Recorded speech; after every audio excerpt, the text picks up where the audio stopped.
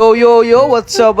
Good morning mga tol. Happy Friday na naman. Thank you Lord. Biyernes na naman. So, day 9 dito na nga pala tayo ng ating daily vlog, diba? So, ayan mga tol, daily routine ulit. Kakain, papasok, tapos syempre uuwi ng bahay, kasi mga bata. Paulit-ulit, diba? Walang bago. Pero syempre mga tol, marami tayong dapat ipasalamat sa taas, diba? So, kahit nakakapagod araw-araw mga tol, masaya tayo kasi biyernes na naman, diba? Ice cream yummy. Ice cream good. Ice cream yummy. Bilis. Ice cream good.